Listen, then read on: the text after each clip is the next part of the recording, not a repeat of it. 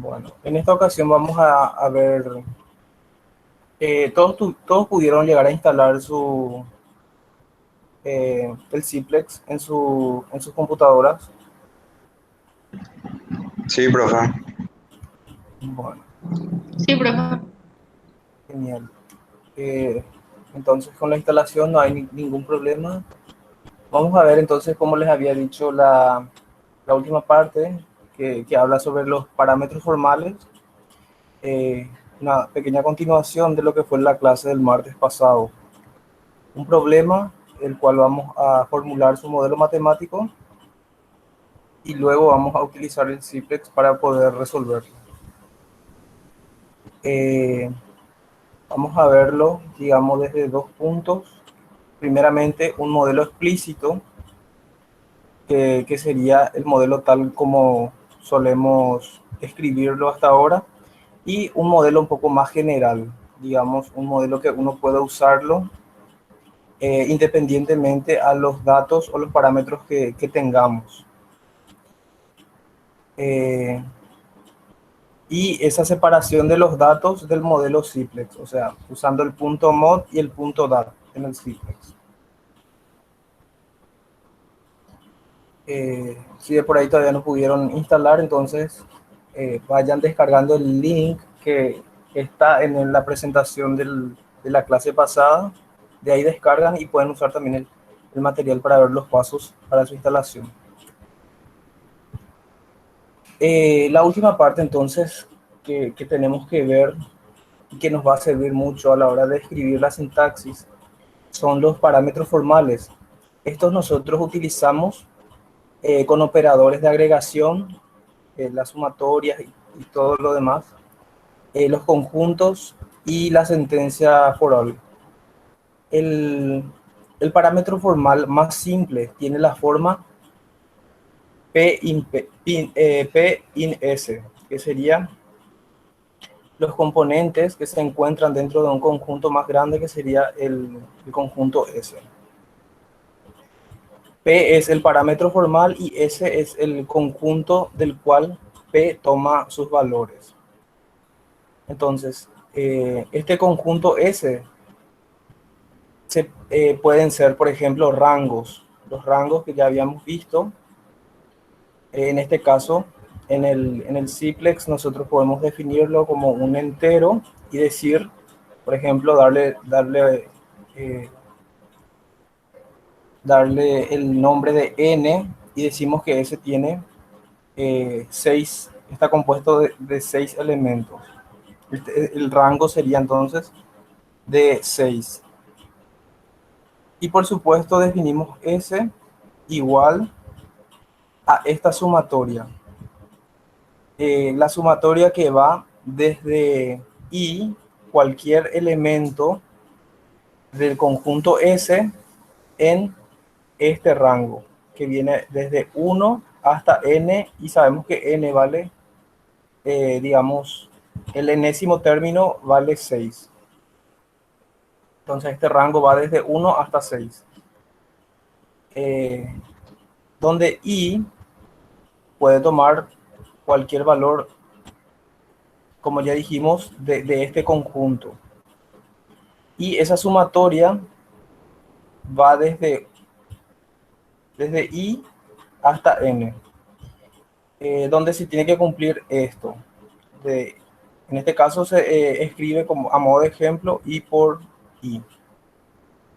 Lo que vendría a ser, ¿verdad? 1 por 1 más 1 por 2, así sucesivamente. Esto, por ejemplo, aquí utilizamos este parámetro formal y con esta sumatoria, o sea, con este operador de sumatoria. Profe, Sí, en el ejemplo anterior no iba a ser 1 por 1 más 2 por 2 más 3 por 3. ¿Por qué dijiste 1 por 2? eh, perdón, sí, así mismo, me equivoqué, sí, tienes razón. Es 1 por 1, 1 por 2. Perdón, 2 por 2. Sí. Ya, gracias. Bueno, bueno. También podemos utilizarlo para escribir las cadenas. En este caso definimos una cadena con el nombre de productos. Como sabemos, ¿verdad? Las cadenas o los elementos que las cadenas deben de ir entre comillas. Por ejemplo, aquí, este conjunto de cadenas al cual le definimos con el nombre de productos está compuesto de la cadena coche y la cadena camión, eh, donde tenemos un parámetro en forma de vector. En este caso, la definimos de una manera, o sea, de forma que los valores sean reales. Aquí, por ejemplo, el vector que se encuentra, el primer elemento de este vector corresponde a la cadena coche y el segundo corresponde a la cadena camión. Entonces, si nosotros definimos una función en el cual queremos saber cuál es el producto que tiene mayor costo o el que tenga mayor costo, podemos utilizar el parámetro formal diciendo, en este caso max, porque lo que estamos buscando es el valor máximo de P en este conjunto de cadenas. Y lo que va a hacer es buscar entonces el costo de P, el que tenga mayor costo. ¿Cuál les parece que va a, si nosotros esto hacemos correr en el Ciplex, cuál les parece que va a traernos como resultado?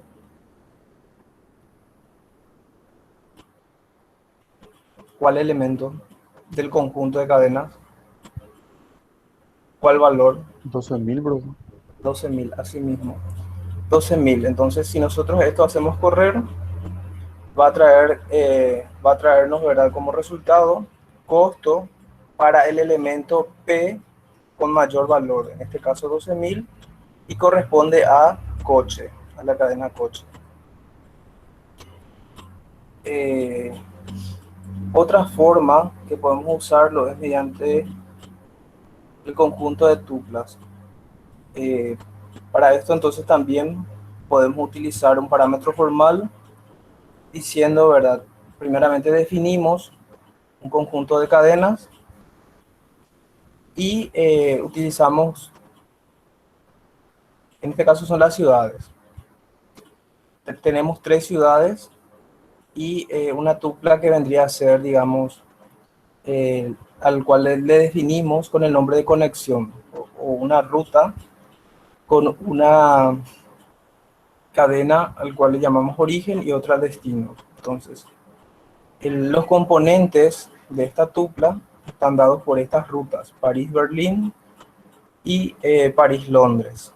Entonces, el costo de conexión lo volvemos a definir también aquí para cada tupla. En este caso, París-Berlín vendría a ser el costo de esa ruta 1000 y para París-Londres el costo de 2000.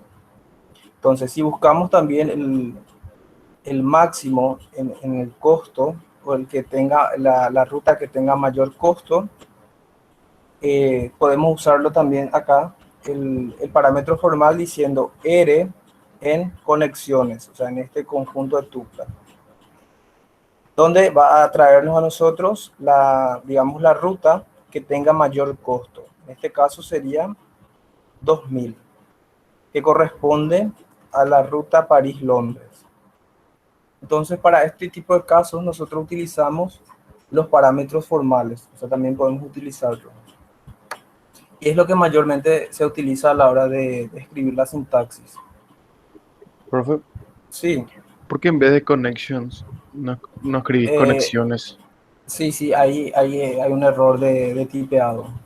Ah, Sí, porque ahí no está llamando a nada, creo. así mismo, tenés razón. Acá hay un error de tipeado. Tendría que ser Dale, conexiones. profe.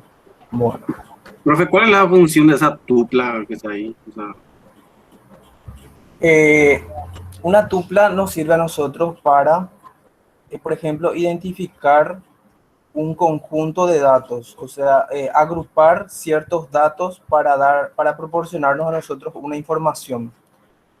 Por ejemplo, una persona, si hablamos en forma, digamos, civil, una persona está compuesta por nombre, apellido, de repente sexo, número de cédula, lo que sea.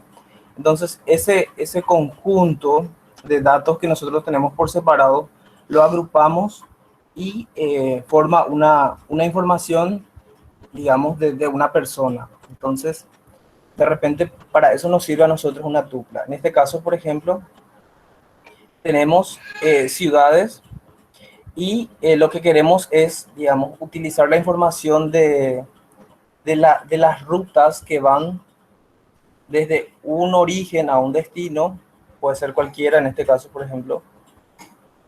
Entonces lo que hace es acá agrupar esas informaciones para proporcionar una nueva información en forma agrupada. Aquí, por ejemplo, esto es una información que corresponde a una ruta, la ruta París-Berlín. Otra información que es la ruta París-Londres. Agrupa estas informaciones que están aquí para proporcionarnos otra.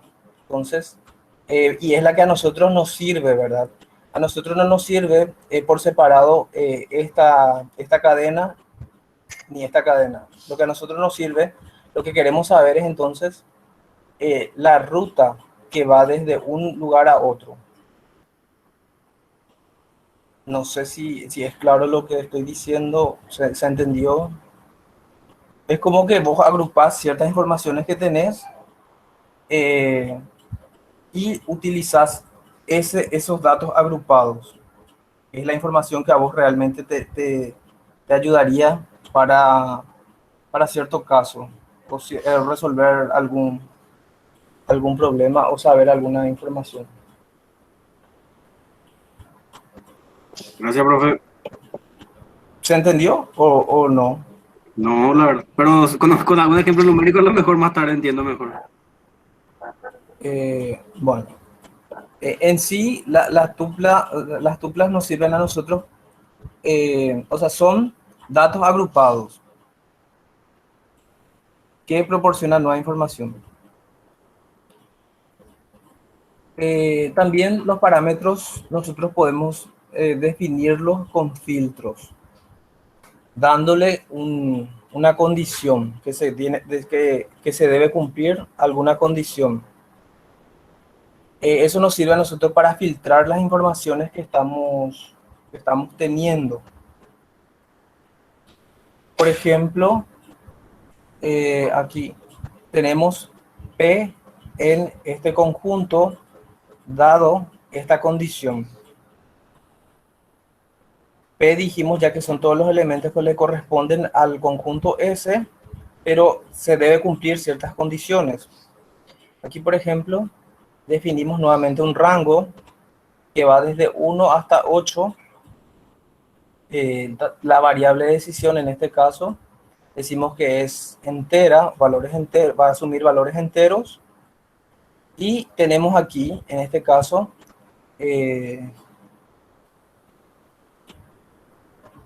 esta variable que tiene dos subíndices, el primer subíndice y el segundo,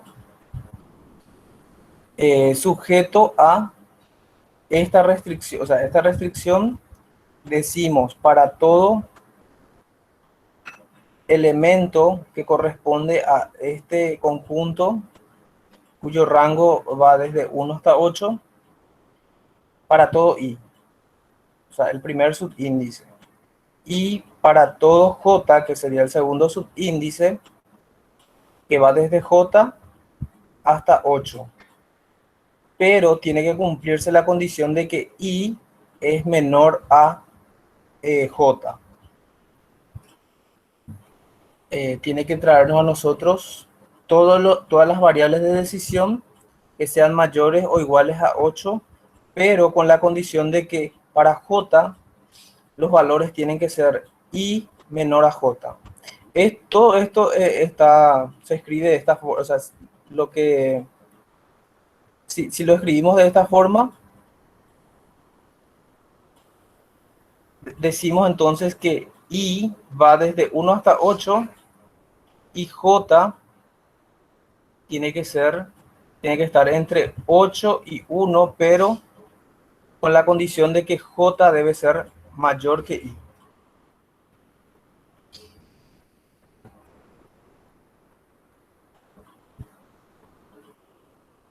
Entonces nosotros lo que estamos haciendo es filtrando otra vez dentro de ese conjunto S algunos elementos dado esta condición para el segundo subíndice que sería J, o sea, para este subíndice. ¿Se está entendiendo?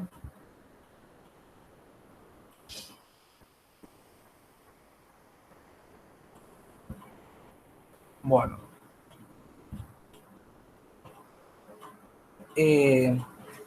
Este tipo de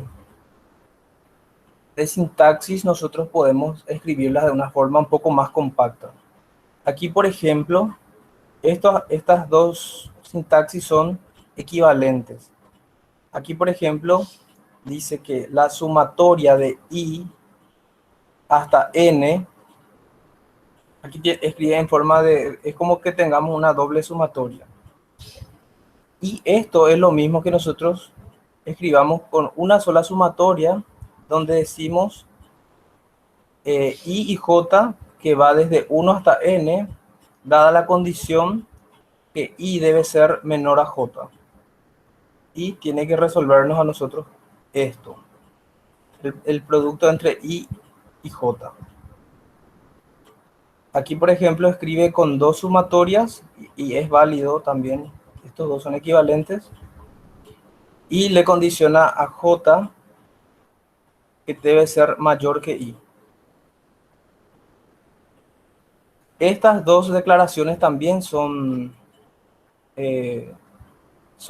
equivalentes. Aquí escribe con dos sumatorias y aquí lo que hace es separarlos, o sea, cada subíndice hasta n va separado por una coma.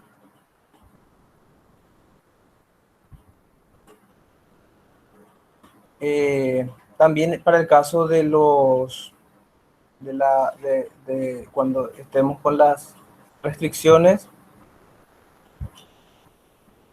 decimos aquí la misma cosa, ¿verdad? I y J, pero J que van hasta de 1 a N, se tiene que cumplir la condición de que I debe ser menor a J. Y nos trae a nosotros las variables mayores o iguales a 0, con esta condición para J.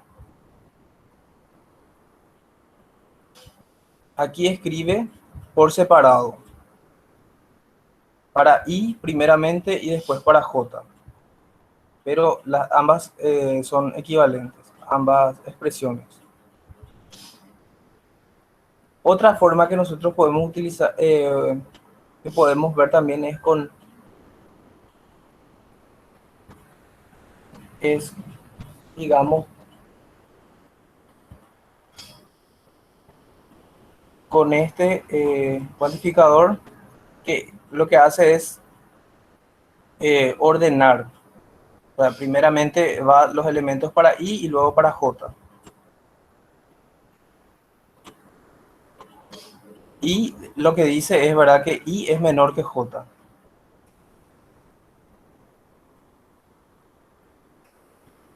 ¿Hasta acá hay alguna duda? ¿Hay alguna pregunta, consulta? ¿En qué parte dice que I es menor que J ahí? Por el orden, por este cuantificador ordenado I y J. O sea, asume que I es menor que J. Ah, Utilizando aquí, esta declaración de ordenado I, J. Entonces dice que I va primero y después J. Asume como que I es menor que J.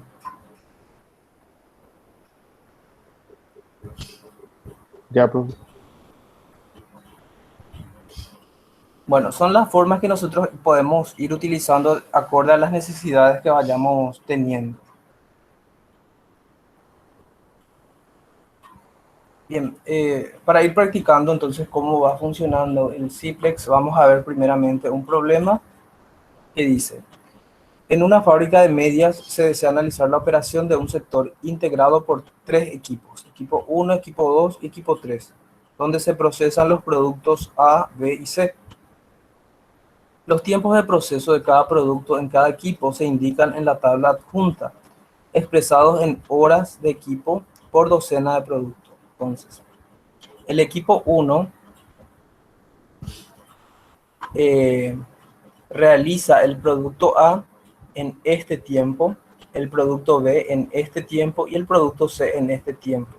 Lo mismo ocurre aquí. Para el equipo 2, tarda, digamos, un tiempo de 0,6 para realizar el producto A, un tiempo de 1,2 para realizar el producto B y no produce prácticamente, o sea, no produce nada del producto C. Lo mismo ocurre para el equipo 3. El tiempo que tarda para realizar el producto A, este es el tiempo que tarda para realizar el producto B y el tiempo que tarda para realizar el producto C. Se ha determinado además la disponibilidad mensual de cada uno de los equipos.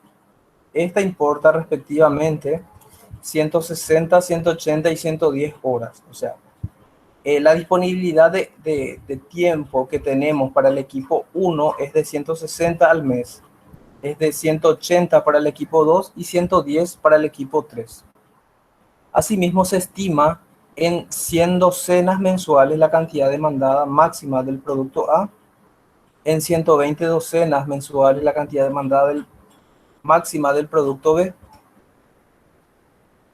Tenemos una estimación de cuánto es la demanda que tenemos por mes para el producto A y para el producto B. Por otra parte, la dirección de la empresa desea producir como mínimo 80 docenas mensuales del producto B. O sea, lo mínimo que se puede producir es 180 del equipo B. La utilidad de cada producto es de 50 pesos por docena por docena del producto A, 40 docenas, perdón, 40 pesos por docena del producto B y 30 pesos por docena del producto C. Se desea determinar el programa de producción mensual que maximice la utilidad de la fábrica. Primeramente, entonces, definimos las variables de decisión. Ya para nuestro modelo matemático decimos,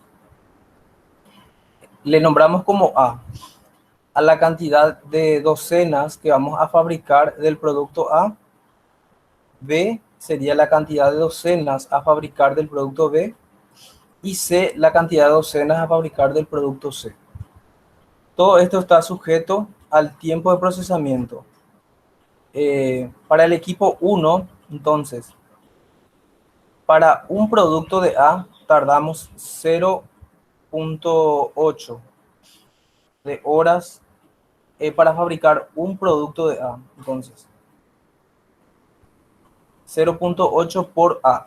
Pero esta A es, habíamos definido que es la cantidad de docenas que vamos a fabricar. No se refiere al producto en sí. Es como si fuera que, aquí usé otra nomenclatura, pero como antes utilizábamos X sub 1, esta otra forma también de escribir, ¿verdad? Se refiere a la cantidad que nosotros tenemos que determinar, que es nuestra variable de decisión, más 0,8 por la cantidad que yo voy a fabricar del producto B, más 0,3 por la cantidad que yo voy a fabricar del producto C. Todo esto debe ser menor o igual a 160. Lo mismo ocurre para el equipo 2. Tarda 0,6 para fabricar un producto de A por la cantidad que yo voy a fabricar del producto A, más 1,2 por la cantidad que yo voy a fabricar del producto B, y no fabricamos nada del producto C en esta máquina 2. Este tiempo de procesamiento total no debe superar 180 para el equipo 2. Lo mismo ocurre aquí para el equipo 3. Toda esta cantidad de tiempo que utiliza para fabricar estos tres productos, en total no debe superar a 110. Esto era en cuanto a tiempo de procesamiento, restricciones para el tiempo de procesamiento. Ahora vamos a ver las restricciones para las demandas. Dice que la cantidad total que nosotros vamos a producir del producto A debe ser menor o igual a 100. No debemos superar esta cantidad en cuanto al producto A. También la cantidad máxima que nosotros vamos a fabricar del producto B es de 120.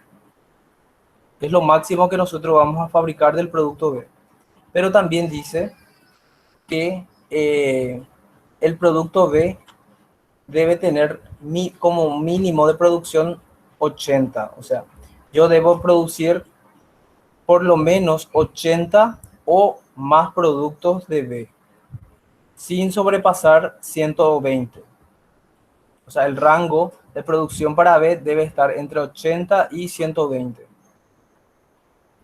La función objetivo, en este caso, como nos habla a nosotros de beneficios, utilidades, entonces nosotros debemos de maximizar esos beneficios. Le llamamos Z a esa función de maximizar igual a 50, que es, digamos, la utilidad que a mí me genera producir un producto A, más 40 por la cantidad de productos que yo voy a producir de B, más 30 por la cantidad de productos que yo voy a producir de C. ¿Hasta aquí hay alguna duda?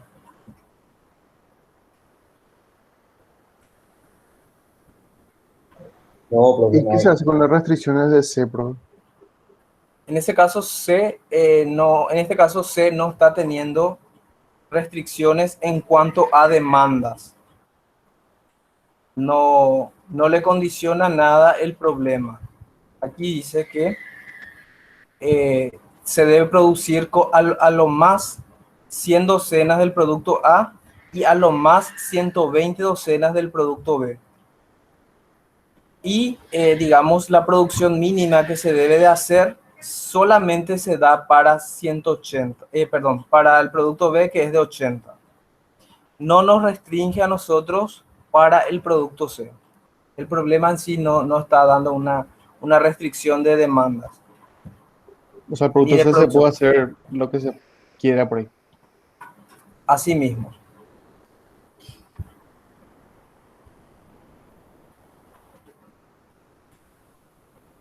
Bueno, el modelo en sí queda de esta manera, que es lo que yo siempre les insisto a ustedes para que escriban de esta forma y traten de ser ordenados en cuanto a la escritura.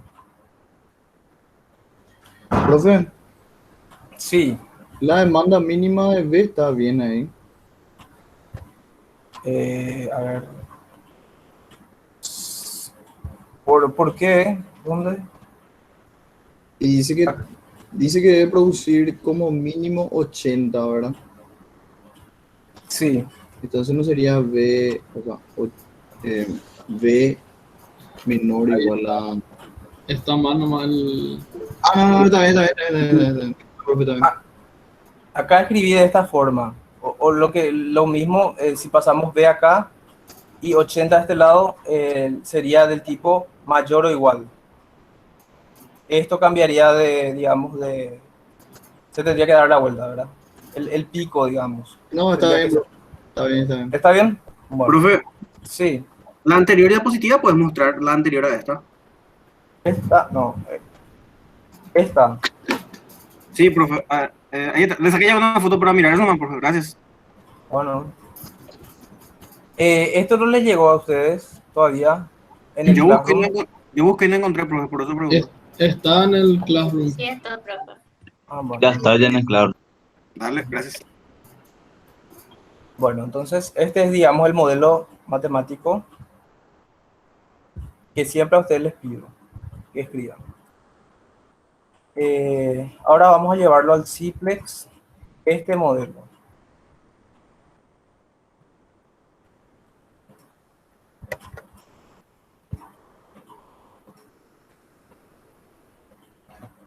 ¿Están viendo ustedes? Sí, bro. Bueno, en este caso le dan ahí para iniciar, siempre nos pide seleccionar un espacio de trabajo y por defecto ya existe, o sea, ya ustedes ya definieron un espacio de trabajo en su computadora, donde debe de ir todos los proyectos que van realizando. Yo le doy a aceptar.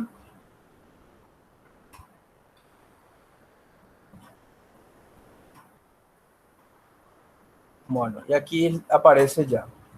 Si ustedes quieren crear un nuevo proyecto, le dan aquí en nuevo, después proyecto OPL, nombran digamos, le dan un nombre al proyecto al cual van a hacer. Yo le voy a llamar A1. Ya tengo la ubicación del proyecto, o sea, dónde va a quedar guardado mi proyecto. Si queremos, le damos una descripción al mismo aquí. Y aquí, no se olviden de tildar, ¿verdad? La configuración de ejecución predeterminada, crear el modelo, crear datos. Esto no es tan necesario, digamos, en cuanto a para crear valores. De igual forma, yo tildo, pero no pasa nada con eso. Le damos finalizar.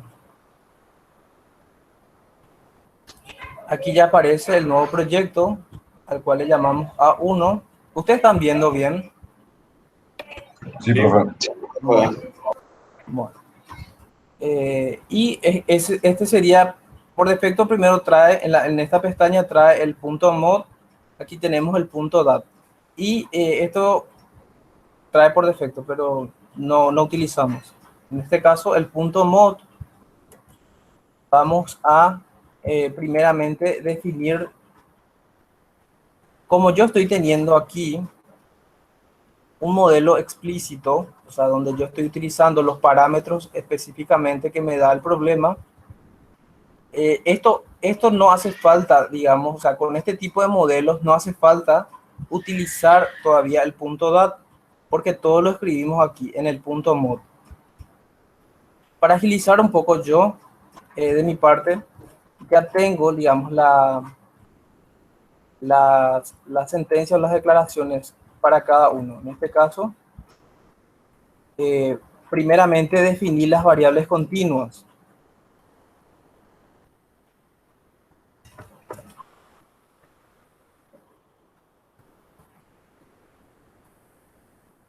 Cuando nosotros ponemos digamos, dos barras verticales, esto está, lo que nosotros con eso estamos escribiendo es, digamos, son comentarios que de repente a nosotros nos sirve también para visualizar o entender qué es lo que está pasando en el modelo. Entonces, en este caso, esto es un comentario que yo estoy teniendo aquí.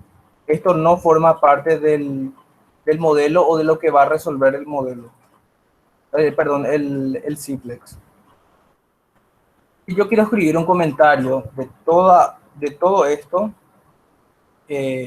puedo hacerlo también.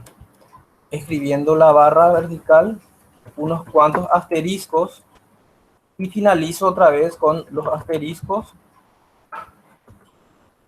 y de vuelta a la barra. Entonces todo esto se está entendiendo como que es un comentario que no forma parte de, digamos, para la resolución del modelo.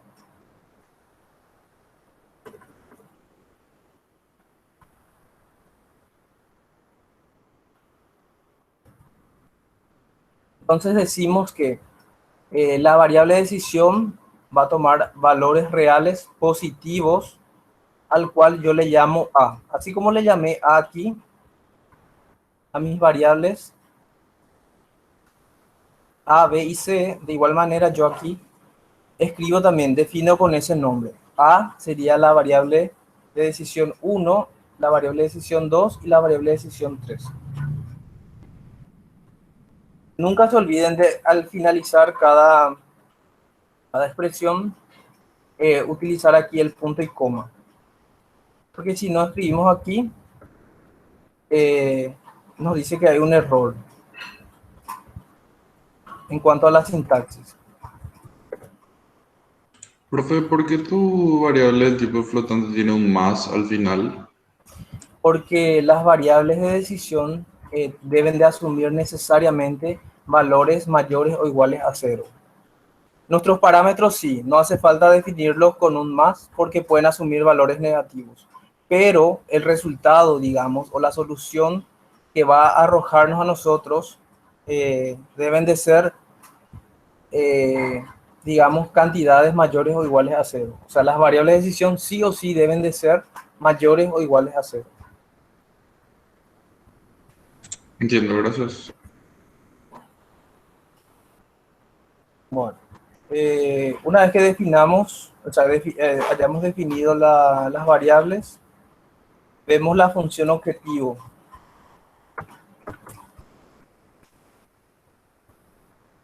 Aquí escribí de vuelta como un comentario para entender de qué se trata lo que está por debajo.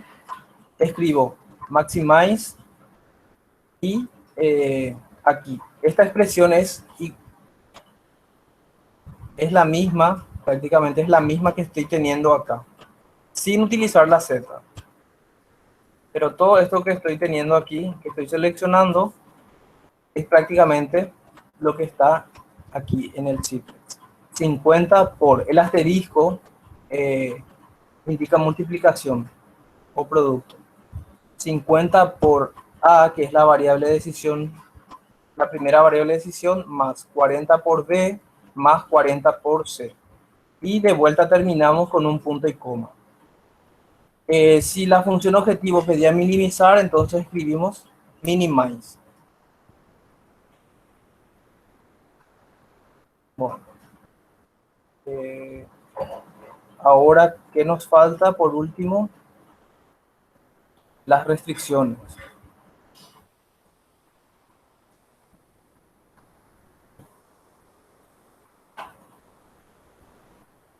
Las restricciones que van con esta palabra que es propia del programa subject to, y siempre se inicia con una llave. Y al terminar de escribir nuestras restricciones, finalizamos de vuelta con la llave. Aquí nos indica que esta llave, o digamos el cierre de esta llave, corresponde a este inicio. Aquí también resalta cuando le damos, cuando estamos aquí, resalta aquí, que se corresponden. La primera restricción, inclusive nosotros, si queremos entender mejor lo que está pasando, podemos ir escribiendo por cada restricción un comentario. Por ejemplo, procesamiento de equipos. Escribimos aquí con un comentario.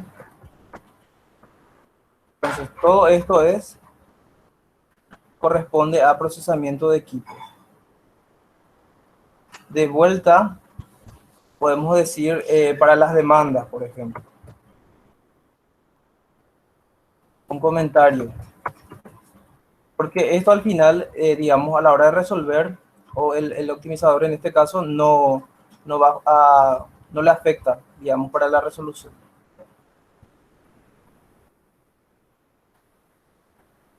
Bueno, aquí tenemos la manera de escribir, ¿verdad? En este lenguaje nosotros utilizamos, en vez de la coma, utilizamos el punto para indicar los puntos decimales.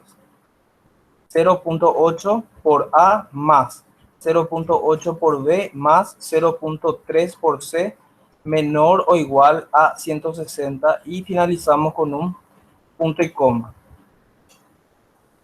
Lo mismo ocurre para la segunda restricción y para la tercera. Esto prácticamente es lo mismo que estamos teniendo aquí. Si podemos fijarnos, entonces prácticamente la misma manera, tiene la misma estructura.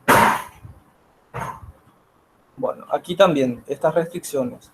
Las restricciones de integralidad o de no negatividad, no hace falta escribirlos porque el optimizador en sí ya asume que debe de traernos, o sea que las variables de decisión deben de ser del tipo real positivo. Porque nosotros aquí ya declaramos eso. Profe, ¿qué era el de bar? ¿Cómo? El de bar. De var es como una, digamos, una forma de escritura, o sea, una forma contraída de decir variables de decisión. En este caso, decision variables, creo. Sí, digamos, por el inglés. Pero esto es, de var significa variable de decisión. Profe, ¿cuándo Sí. escribimos así de esa forma 80 menor o igual a B? ¿Cómo escribiste ahí? Para la Esto, restricción. No, para las demandas creo que vendría a ser eso. El segundo. Viste que pusiste 80 menor o igual a B, porque esta es otra condición y ahí tengo otra condición también para B en la siguiente línea, o no sé. Porque viste que ahí dice B menor o igual a 120 también. Quiero decir mayor o igual en eso. ya Me entiendo. confunde un poco ese. Sí, pasa que el tope máximo para B es de 120, entonces B no debe sobrepasar a 120. Sí, y lo anterior, profe, Y 80 aquí menor. B tiene que ser mayor o igual a 80. Es como que B se encuentra entre 80 y 120. Ah, entiendo. Entiendo, profe, gracias. Pregunta, profe, ¿y la forma de escritura Podías por haber qué no escrito, profe, haces de la forma B, normal, como todo el mundo, ¿verdad? Con mayor o igual. B mayor o igual a Con un 80? mayor o igual, sí, eso es, queda a criterio de cada quien. Eh, y así como les dije hace rato, ¿verdad? Esto bien podría ser B mayor o igual a 80. Y lo mismo, eso no afecta, no afectaría en nada a la solución o para la resolución. Se puede escribir de las dos formas, sí, sin problema. Bueno, si quieren ustedes pueden probarlo de esa forma. Ahora, vamos a ejecutar para ver qué resultados nos arroja. Entonces le dan clic derecho y de vuelta aquí, clic en configuración de ejecución predeterminada, le dan clic. Y ahí tienen que aceptar porque hubo cambios en el modelo, aceptan. Y aquí si se fijan empieza a correr el tiempo, o sea, sería el tiempo de corrida. Una vez que pare esto, aquí por ejemplo da como 15 segundos, aquí arroja o aquí podemos visualizar el valor de Z. Solución con objetivo 5700 dice. Este es el valor de Z y aquí están las variables de decisión. Entonces,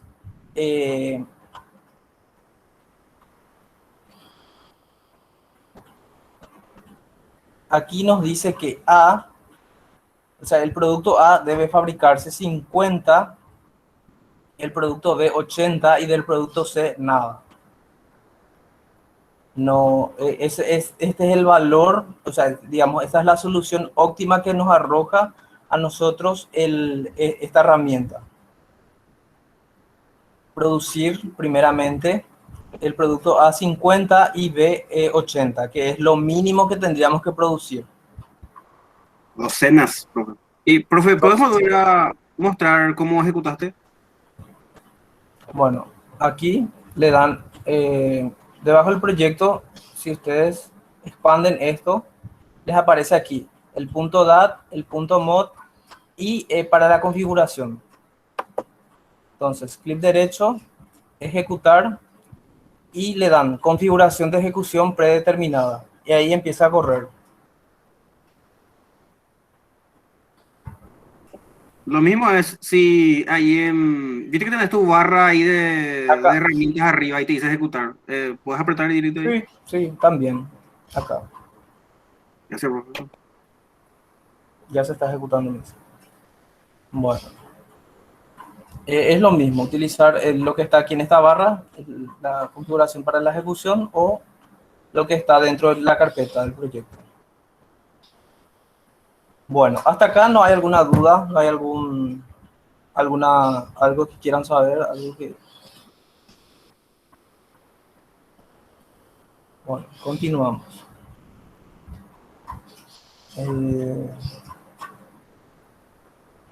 Esto es los pasos que yo ya les mostré recién, les acabo de mostrar, para crear el espacio de trabajo, donde tenemos que direccionar el mismo, o sea, donde queremos que se encuentren todos nuestros trabajos, para crear un nuevo proyecto y digamos, para utilizar la escritura. De repente, aquí también de vuelta estoy teniendo todo lo que ya habíamos visto. La ejecución. Bueno, aquí surge de vuelta digamos, un planteamiento que dice, ¿qué pasaría si se decide incluir un nuevo producto de Dice? Este nuevo producto, al igual que los otros, también sería procesado por los equipos, con lo cual para cada máquina tendría un determinado tiempo de procesamiento. A su vez, también podría tener una demanda máxima y una demanda mínima. Y además, ¿qué pasaría si en vez de tener 3 equipos, se tuviera 100? El problema que se está trabajando consta de 2 conjuntos de restricciones. Por un lado, el tiempo de procesamiento de los productos que realiza cada máquina y en cuanto a las demandas máximas y mínimas de cada producto. Si lo resolviéramos mediante un modelo matemático genérico, quedaría como el siguiente. Entonces, a nosotros escribir lo que recién acabamos de escribir nos sirve, pero digamos para un determinado problema. En este caso teníamos que producir 3 tipos de productos utilizando 3 máquinas. Pero ¿qué pasa realmente si nosotros queremos incluir más de 3 productos o si tenemos más de 3 máquinas? Entonces, existen otras formas que nosotros podemos escribir y que nos sirven para ese tipo de casos. Entonces, lo primero que tenemos que hacer es definir subíndices, que serían, digamos, el conjunto de los elementos que componen en un conjunto grande, o sea, los elementos que se componen en un conjunto, mejor dicho. En este caso decimos que I va a ser el primer subíndice que va a ser un elemento dentro de un conjunto que sería en este caso equipos. Entonces, como nuestro problema hablaba de 3 equipos, vamos a tener 1, 2 y 3. O sea, I va desde 1 hasta 3. O puede ir desde 1 hasta 6 también. Eso vamos a verlo también más adelante, que no afectaría si vamos agregando a este conjunto de equipos más cantidad de elementos. También tenemos que definir otro conjunto al cual le llamamos productos, le llamamos J. J va desde A hasta C, en este caso. Pero J puede ir desde A hasta M, inclusive. Dependiendo de la cantidad de elementos que tenga el conjunto.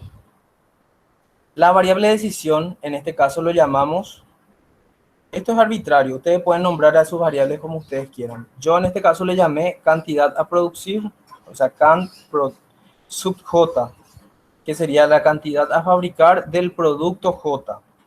Entiéndase que J va desde A, B, o sea, A, B, C.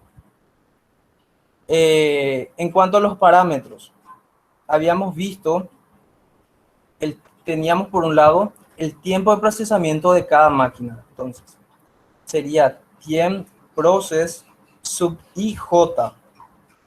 Esto lo entendemos como el tiempo de procesamiento del producto J en el equipo I. Puede ser tiempo de procesamiento del producto A en el equipo 1 tiempo de procesamiento del producto B en el equipo 1. Esto es más general. No precisamente va para un determinado caso. Después teníamos otro parámetro que hablaba de la disponibilidad total mensual del tiempo de procesamiento del equipo I. A este yo le llamé dis sub I. Que se acuerdan que era 160, se refería a estos parámetros, 160, 180 y 110. Esto es en cuanto a los parámetros que utilizamos para el tiempo de procesamiento del producto I, del producto J en la máquina I. Ahora, en cuanto a las demandas del producto J, tenemos aquí den min sub J, que sería la demanda mínima del producto J, den max sub J, demanda máxima del producto J, y yo le llamé aquí ganancia sub J, que es la utilidad del producto J. En cuanto a las restricciones, aquí primeramente escribí yo restricciones y después función objetivo. Eso da lo mismo. Las restricciones para el procesamiento.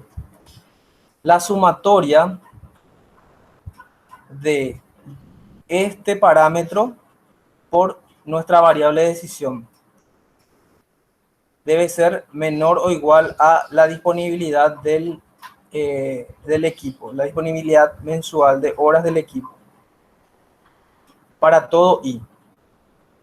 O sea, para todas las máquinas debe cumplirse esto.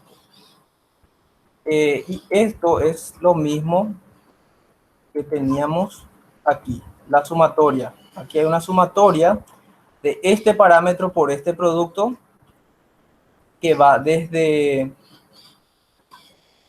nos decía nosotros, para todo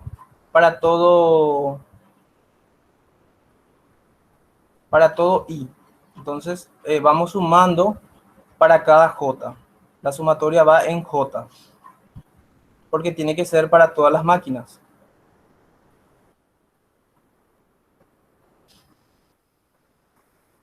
Entonces tenemos ya solamente digamos, la sintaxis general valdría para estas tres restricciones que tenemos aquí. En vez de escribir tres restricciones, ya solamente tenemos uno general que nos indica a nosotros todo esto.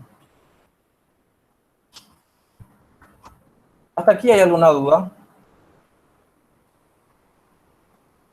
Bueno, la otra restricción que hablábamos era la de las demandas mínimas y máximas. La demanda mínima del producto J debe ser menor o igual a la cantidad que yo debo producir del producto J, para todo J. O sea, para todos los productos debe cumplirse esto. Esto es en cuanto a demanda mínima. Y demanda máxima, o sea, la cantidad total que yo debo, que me están dando, debe ser, o sea, la cantidad que yo debo producir, mejor dicho, la cantidad que yo debo producir del producto J debe ser menor o igual a su demanda máxima para cada tipo de producto, para cada J. La función objetivo, en este caso, es maximizar Z sumado en el producto J del parámetro ganancia por nuestra variable de decisión, que es cantidad prod sub J. Y el modelo, ¿verdad?, queda de esta manera. ¿Hasta aquí hay alguna duda? Y por supuesto que tenemos que escribir aquí que nuestra variable de decisión CANPROD sub J debe ser mayor o igual a 0 para cada tipo de producto, para cada J, para todo J. Pero eso no pusiste ya de forma implícita al poner el más al lado de la declaración float, ¿no? Eso va para, para la resolución. Aquí estamos hablando del modelo matemático, que primeramente ustedes tienen que escribir de esta forma y esto llevar a la herramienta que estamos utilizando, que en este caso es Simplex. O de repente si tienen esto que estamos viendo en pantalla, pueden llevarlo también a Python, o sea, a cualquier herramienta o solver pueden llevar esto que estamos escribiendo. Para eso nosotros escribimos de esta forma, porque este es el modelo matemático que a nosotros nos ayuda a entender el problema y el cual podemos llevarlo a cualquier optimizador. No sé si se entendió lo que dije recién.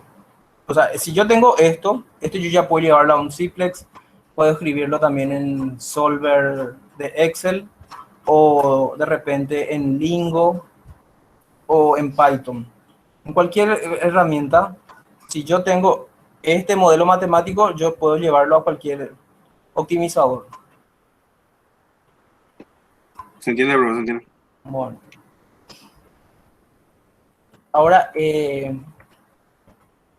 lo que es importante también entender aquí, que una vez que tengamos nuestro modelo general, o sea, nuestro modelo matemático de forma genérica, que sería esto, tenemos que tener de igual forma nosotros los datos que nos ayuden a resolver. Entonces, por un lado tenemos el modelo matemático y por otro lado también vamos a tener los parámetros que nos proporciona el problema. En este caso vamos a utilizar los mismos parámetros que ya nos proporcionaba el problema. Por un lado tenemos los datos en cuanto a tiempo de procesamiento de por máquinas, la disponibilidad de cada máquina máxima en forma mensual, las demandas para cada tipo de producto y el beneficio que nos da, el beneficio unitario de cada producto.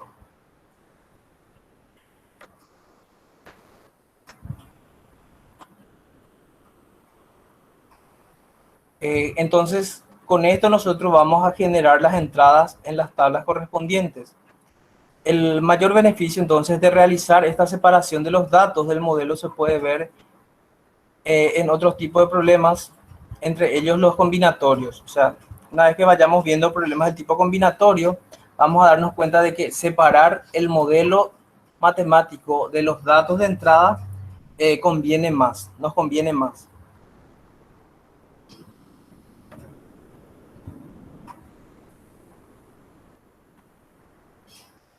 Bueno, primeramente en el punto mod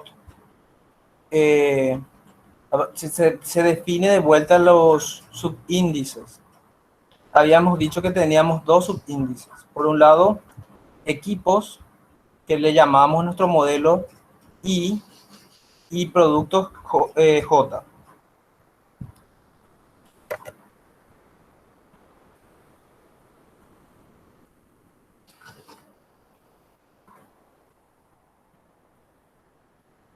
Para que sea un poco más rápido, de vuelta voy a ir copiando y pegando. En el punto mod tenemos primeramente que definir los subíndices. Esto yo lo voy a hacer como a modo de comentario.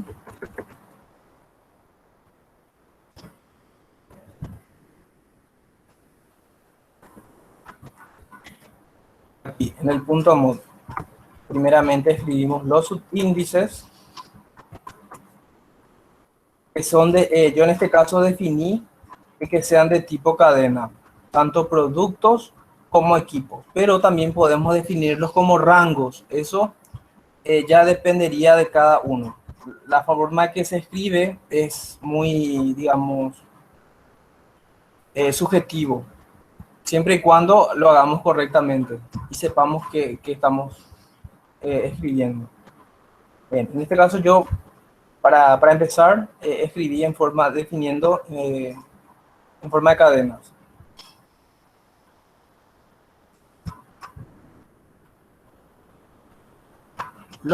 Luego vemos los parámetros.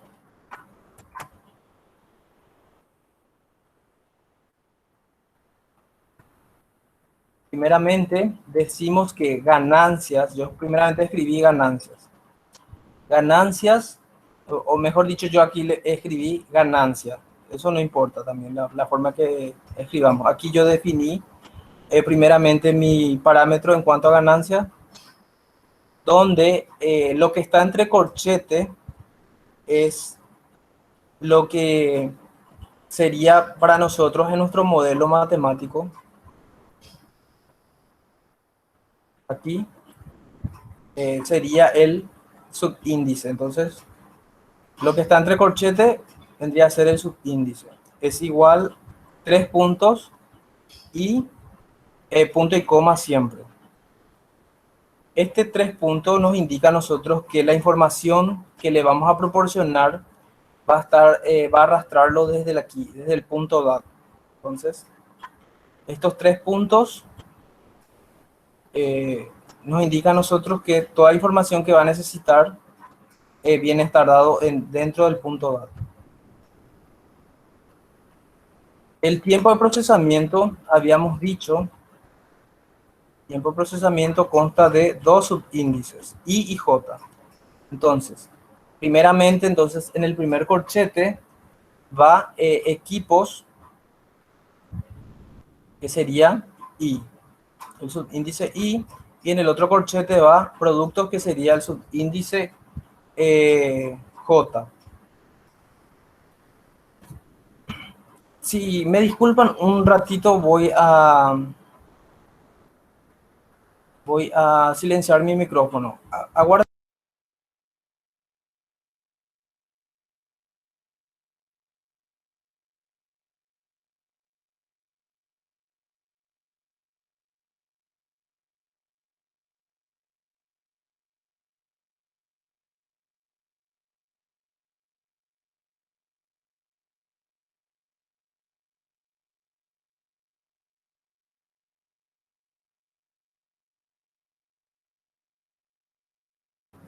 ¿Qué tal? Disculpen, ya estoy de vuelta. Bien, continuamos definiendo. Entonces, aquí puedo fijarme que yo definí parámetros del tipo real, tanto para ganancias como para el tiempo de procesamiento.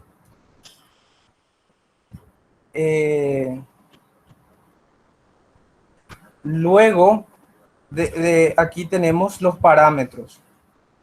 En este caso, la disponibilidad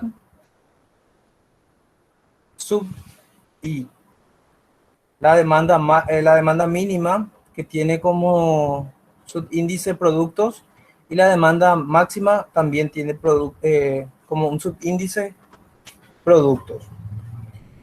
Es muy fácil de escribir una vez que nosotros tengamos el modelo matemático.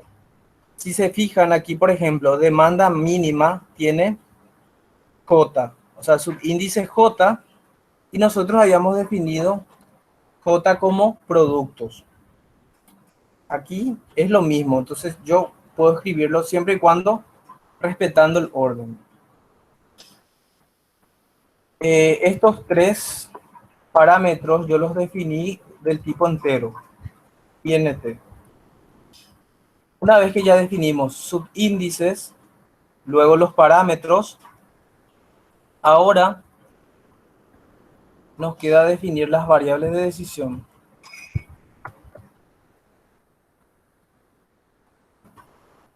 Bien, en este caso, la variable de decisión es del tipo real positivo. Y yo lo definí diciendo cantidad guión bajo producir. Como les dije, esto es algo subjetivo. Ustedes pueden escribirlo como ustedes quieran, siempre y cuando tenga sentido también. Porque si ustedes luego me envían su tarea y la forma que ustedes definieron no tiene nada que ver, es también un poco, va a ser un poco difícil a la hora de querer yo interpretar lo que ustedes me escribieron. Entonces tiene que tener un poco de sentido también la forma que ustedes van a ir escribiendo esto. Entonces yo por eso puse cantidad producir, sub J, en este caso, el subíndice productos.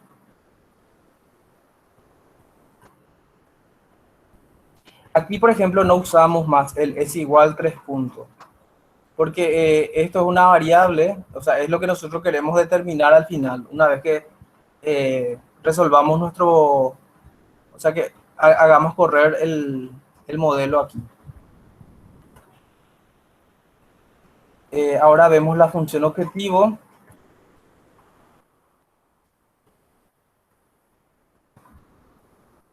En este caso es de vuelta maximize.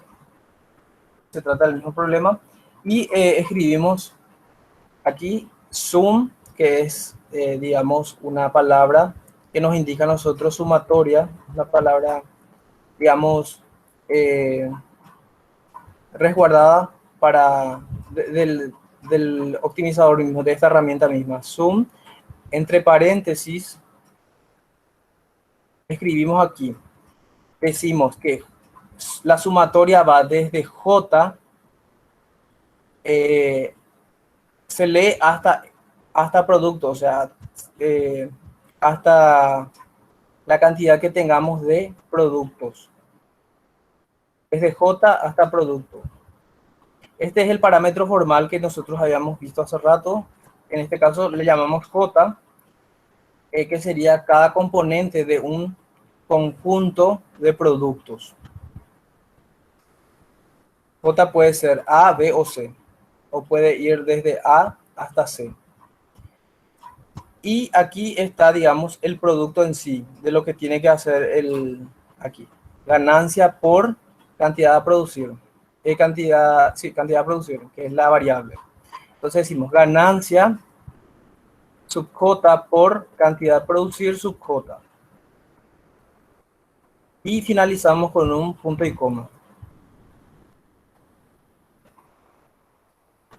Finalmente, las restricciones.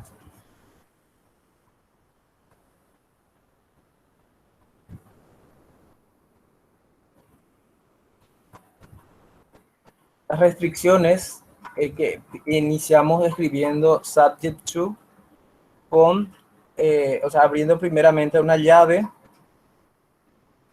quiere decir que todo esto corresponde a la restricción que va desde aquí hasta aquí, finalizado con un punto y coma. Y lo que va dentro de esto serían, digamos, propiamente las restricciones. La primera restricción escribimos para todo y en equipos, que sería, si nosotros nos fijamos en el modelo, vendría a ser esto, para todo y. Entonces escribimos para todo y en equipos, lo que se encuentra dentro de este conjunto, y todo esto entonces, a esto le afecta lo que está en esta llave. Va a entender, ¿verdad?, que todo lo que se encuentra dentro de esta sentencia es lo que corresponde a este cuantificador. Bueno, la sumatoria que va desde J hasta productos del tiempo de procesamiento por la cantidad a producir debe ser menor o igual a disponibilidad. Y es esto, ¿verdad? Sumatoria en J del tiempo de procesamiento por la cantidad a producir debe ser menor o igual a la disponibilidad del equipo. Para cada equipo se debe de dar eso.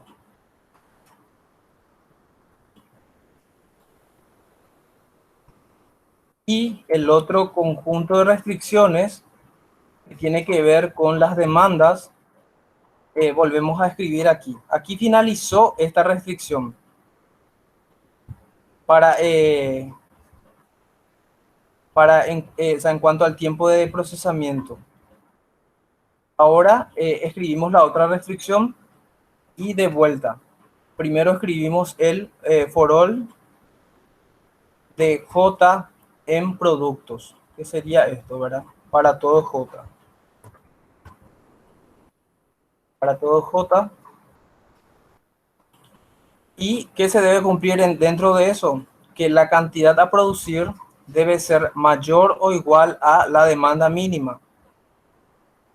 Y por otro lado, también no hace falta escribir por separado.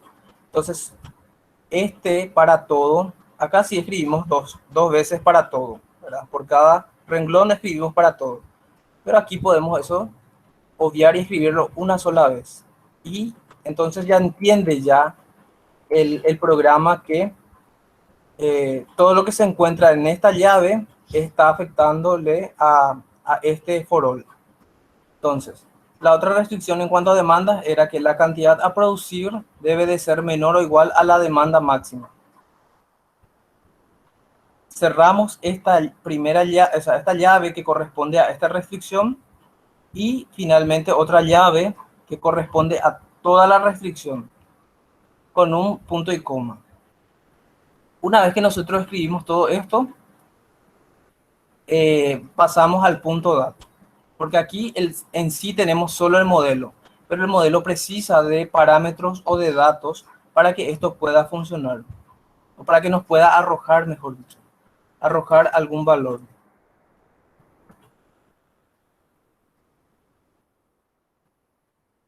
En el punto DAP tenemos que definir cuánto va a valer el conjunto productos y cuántos valores va a tener, mejor dicho, cuántos valores van a tener va a tener este conjunto productos y cuántos valores va a tener el conjunto equipos.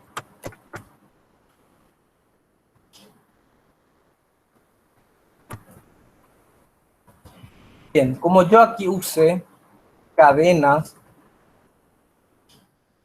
aquí para los subíndices yo utilicé cadenas, entonces lo correcto sería definir productos.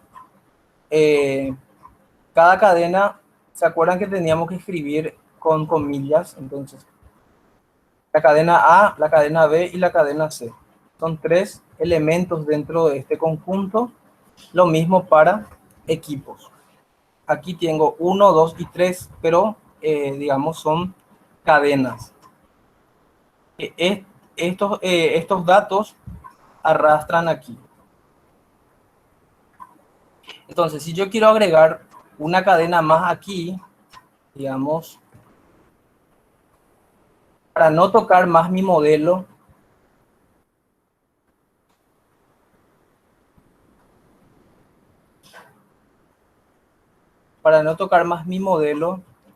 entonces lo que yo hago es directamente uso el punto DAP y agrego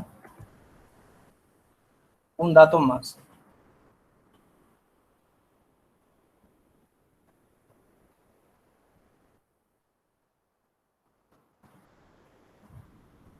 Bien. También los parámetros, que son datos, debo de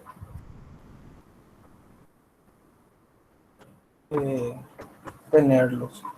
En el punto DAT, primeramente ganancia, que es un vector en este caso, que está compuesto por los valores 50, 40 y 30. En ese mismo orden corresponde para A, para B y para C. En cuanto a la disponibilidad también, es otro vector, disponibilidad, que se da el valor 160, 180 y 110. Corresponde también para 1, para 2 y para 3. Los vectores los escribimos como podemos ver, con corchetes. Y finalizamos con un punto y coma.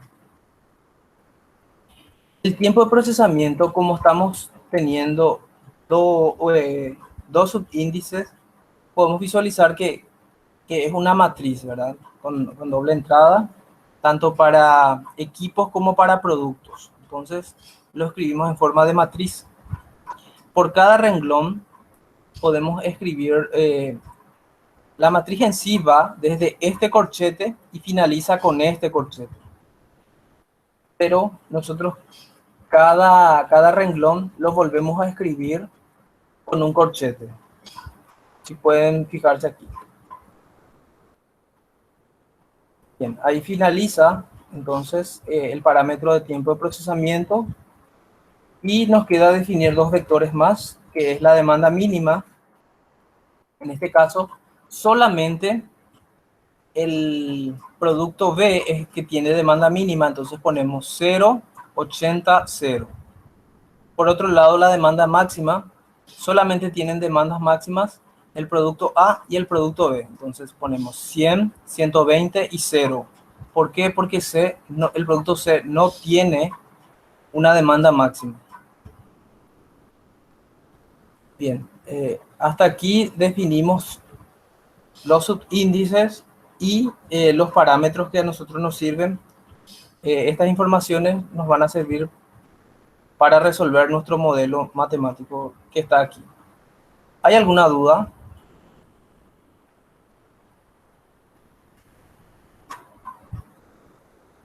¿Están todavía? No, profe. O sea, sí estamos, pero no hay duda. Ah, bueno. Dale, dale. Bueno, una vez que tengamos esto,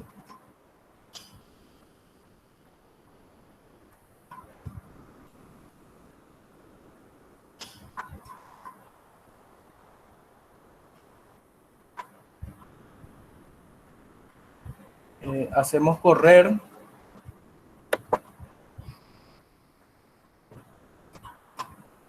Aceptar, porque hubo modificaciones.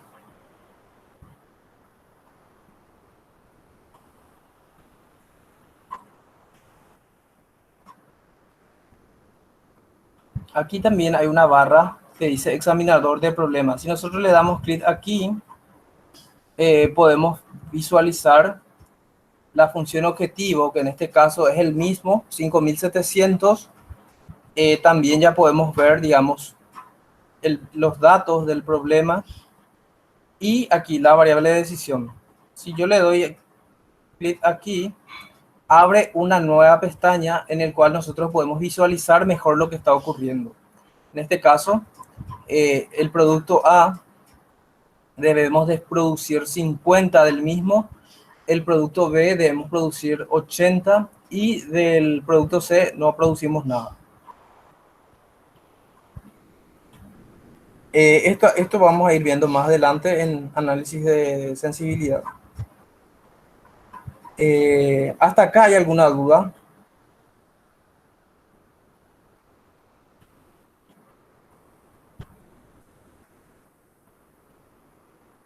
Profe, este método es igual que el otro, solo de diferentes formas, ¿verdad? Así mismo. Esto es, digamos, un lenguaje o, digamos, un modelo más general. Si nosotros tenemos de esta forma, podemos utilizar o agregar más datos al problema. Yo aquí puedo agregar un producto más, puedo agregar n equipos más, obviamente que si agrego un producto voy a tener que agregar aquí un elemento más para ese nuevo producto y así sucesivamente. Pero solamente vamos a ir modificando aquí.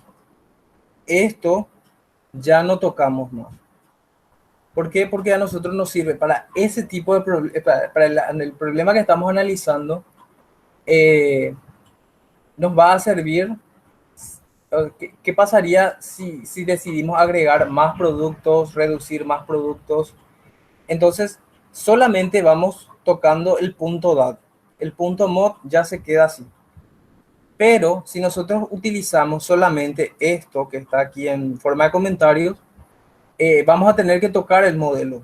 Es decir, tenemos que agregar una variable más, o si de repente el problema es grande y tenemos que ver 50 variables, entonces es como que un poco más tedioso trabajar de esa manera y para eso nos ayuda esta forma, modelo matemático que es más general. Acá es fácil todavía porque estamos trabajando solamente con 3 variables. Pero, ¿qué pasaría si trabajamos con 50? Eso ya es un modelo, digamos, mucho más grande, implicaría más tiempo de resolución, incluso graficarlo es imposible ya para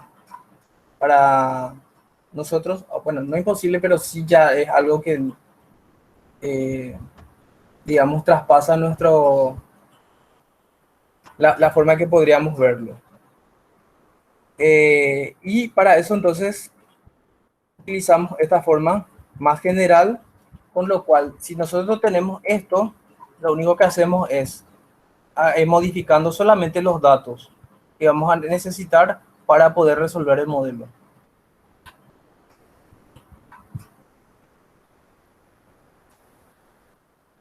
Profe, Sí, em, no sé si me estoy confundiendo, pero en el punto mod y en el punto dat son donde se cargan los valores de los datos siempre, ¿verdad? Y en el punto mod es donde cargo el código, digamos, ¿verdad? así mismo. O sea, en el punto mod nosotros lo que escribimos es esto que estamos teniendo aquí. Y en el punto dat escribimos los datos de acuerdo a los parámetros que tenemos. En este caso tenemos 4 parámetros. Y esto escribimos en el punto dat y esto en el punto mod, para no tocar más esta parte. Em, y no se puede hacer todo en el punto mod, por ejemplo, un problema, o sí. Se puede, bueno, un problema específico sí, y si es pequeño. En este caso, o sea, hicimos, en el punto mod hicimos todo, aquí, Con el otro método, ¿verdad? sí, O, exactamente, o sea, escribimos con el modelo matemático específico, digamos, o explícito, donde se ve, donde se utilizan los parámetros en sí, aquí, por ejemplo. Pero sí, en este caso sí, podemos escribir todo en el punto mod, sin utilizar el punto dat. Pero si vamos a utilizar digamos, este modelo más genérico, entonces ya precisamos digamos, de tener los estaría, parámetros definidos en otro lugar. estaría mal que yo continúe nomás, o sea, tipo, en el punto mod, ahí continúe esto que escribiste en el punto dat, profe. Esto, Sí, vos decís que yo copie y lleve al punto mod. al final, bueno, se puede continuar. No, porque o sea, digamos, la herramienta va a entender como que forma parte del modelo Ah, y no es el modelo. Estos son los datos que nosotros tenemos para resolver el modelo. entiendo, profe. Entonces, este segundo método que mostraste es el que más vamos a estar usando, ¿verdad? El Sí, que conviene ya que uno puede ir agregando nomás valores. así mismo. Entiendo, Profe, gracias. profe, y en la tarea puedes explicar este tema de el ítem A y el ítem B, así como preguntó el compañero en el chat. Que por ejemplo, no entendí tu pregunta. Ahí en el chat el compañero preguntó exactamente. Todavía no leí, disculpen. Profe, este ejercicio que ahora mostraste vas a subir a modo de tener como ejercicio de ejemplo. Digamos, sí, les puedo compartir, pero todo esto está en las diapositivas. Si se pueden fijar, aquí. Incluso está así separado. O sea, no van a tener tantos inconvenientes. Esto que dice punto mod va en el punto mod y esto va en el punto dat. Ya, gracias, profe. Dale, pero igual, si quieren voy a estar alzando, sin problema. Solamente que es la misma cosa, lo que están teniendo acá. Hay un último ejercicio. No, disculpen. Hubo una consulta, ¿verdad?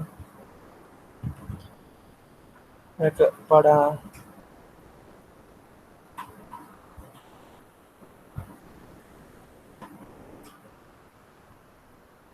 Sí, así mismo. O sea, tal como yo estoy haciendo aquí, no hace falta que creen varios proyectos. En un mismo proyecto me van a escribir los dos. El modelo explícito, que es lo que estamos viendo aquí en forma de comentario, y el modelo genérico. Eso no hay problema. Solamente lo ponen en forma de comentario, uno de los dos, y ya se entiende. O sea, yo ya voy a poder después copiar y llevarlo al Ciplex para ver si funciona realmente lo que me escribieron. Profe, una última consulta. Sí, Ahí en tu código, en la parte de restricción, aparece una J. ¿Esa J qué vendría a ser para donde mismo, en la acá, parte de restricciones? Sí. esta J, ya, este O sea, sería, dice lo Zoom y J hasta productos, dice. Y después siempre viene repitiendo esa J. son los subíndices. Sí, muy buena acotación. Aquí, por ejemplo, tiempo de procesamiento. Esto es un parámetro que nosotros definimos aquí. Tiempo de procesamiento, equipos y productos. Entonces, cualquier elemento del conjunto de equipos, aquí no hace falta que yo lo vuelva a escribir equipos, sino solamente escribo eh, de una forma que se entienda que es cualquiera de los elementos de ese conjunto. A ver, si por ejemplo yo escribo aquí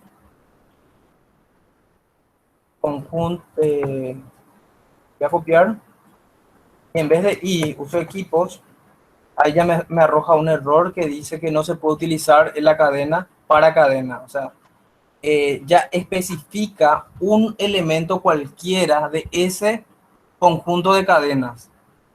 Entonces yo para no crear, o sea, para no caer en este error, le llamo y a cualquiera de los elementos que se encuentran dentro del producto, dentro del conjunto de equipos.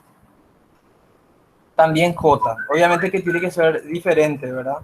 J le llamo a cualquiera de los elementos que se encuentran en productos, aquí, en esta cadena, un conjunto de productos. Pero tienen que atender, una vez que definan esos, digamos, con esas letras, ya tienen que utilizarlo siempre. Disponibilidad, por ejemplo, tiene como subíndice equipos. Entonces, equipos serían las I. Cualquier elemento de equipos yo le llamo I. Aquí, por ejemplo. O demanda mínima. Tiene como subconjunto cualquier elemento que se encuentre dentro del conjunto productos. Entonces, a cualquier elemento del conjunto productos yo le llamo J. Por eso utilizo la J. Pero ya siempre voy a tener, una vez que yo escribo con I o con J, ya tengo que llamarle I y J siempre. Ya no puedo más cambiar las letras. Por ejemplo, aquí, si yo le llamo A, entonces en todos debo de cambiar A.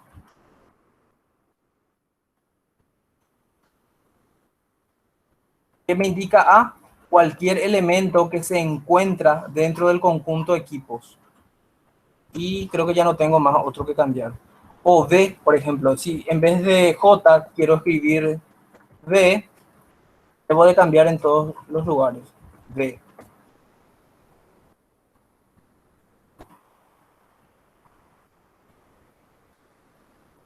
Hasta ahí, ¿verdad? Porque el for all solamente me afecta a este. Pero obviamente que también tengo que cambiar aquí, en el otro for all. D.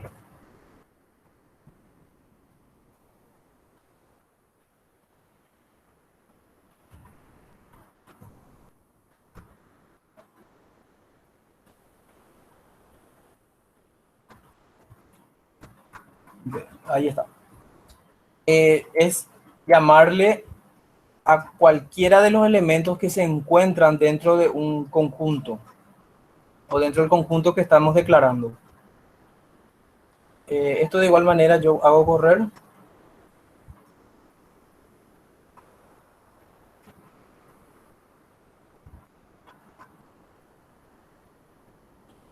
Y vemos que no afectó.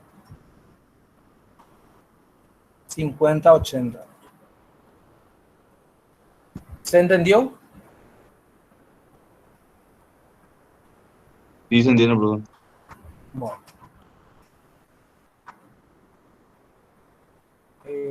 Finalmente,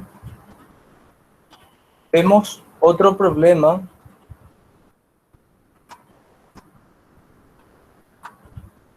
Una compañía fabrica 3 productos, P1, P2, P3, utilizando 2 materias primas, o sea, M1 y M2.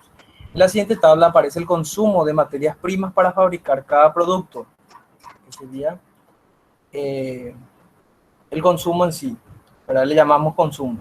La disponibilidad total de materias primas, la demanda prevista, el coste interno de producción para cada producto, el coste externo de cada producto para cuando la producción interna no sea suficiente y haya que recurrir a la compra externa de los productos. Hay que determinar la producción interna y externa de cada producto de manera que se minimice el costo de la producción. Entonces, tenemos una compañía que produce 3 tipos de productos y estos productos consumen M1 y M2. Hay, por supuesto que esto es un recurso limitado, hay una disponibilidad total de materias primas. Estos productos tienen una demanda ya prevista. Dice, por supuesto que tenemos, en este caso tenemos 2 tipos de costo. El costo interno, que sería cuando nosotros, el costo que primeramente tenemos, al cual tenemos que incurrir para fabricar los productos, y hay otro costo que nos dice al cual nosotros llegamos cuando nosotros producimos en forma interna y no es suficiente, digamos, como para satisfacer la demanda ya prevista. Entonces, todo lo que producimos nosotros de manera interna tiene un costo. Y esa cantidad que nosotros producimos, digamos, no satisface la demanda, entonces recurrimos a la compra externa, digamos, y esa compra externa o esa adquisición externa para nosotros es un costo también, al cual le llamamos costo externo. Nos pide determinar entonces qué cantidad nosotros tenemos que producirlo de manera interna y qué cantidad de manera externa, para que nosotros podamos minimizar el costo total de la producción. Aquí tenemos entonces, por un lado, los recursos para estas actividades. La materia 1, o sea, materia prima 1 o M1, tiene una disponibilidad máxima de 20. M2 tiene una disponibilidad máxima de 40. El producto 1 consume, o sea, fabricar o producir uno del producto 1, una unidad, por cada unidad que yo produzco, yo estoy consumiendo 0,5 de este recurso o de esta materia prima. Eso es lo que me indica a mí estos números que se encuentran en estas celdas. Producir, por ejemplo, una unidad del producto 2 me consume 0,4 de esta materia prima 2, M2, y consume 0,4 también de esta materia prima M1. Cada una de estas actividades o estos productos tiene una demanda, por ejemplo, P1 tiene una demanda de 100, P2 tiene una demanda de 200 y P3 tiene una demanda de 300. El costo interno por fabricar un producto del producto 1 es de 0,6. Fabricar P2 a nosotros, digamos, o sea, nosotros, digo nosotros porque, bueno, es una forma también de hablar. Estamos incurriendo en un costo interno de 0,8 y producir el producto P3 nos cuesta 0,3. Producir una unidad del producto P3. Lo mismo ocurre si llegamos al costo externo, a adquirir el producto de manera externa para poder satisfacer esta demanda. ¿Se entiende hasta acá el problema en sí?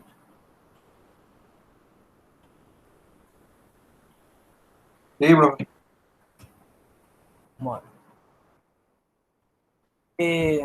Aquí hay otra forma también de escribir, digamos, los subíndices.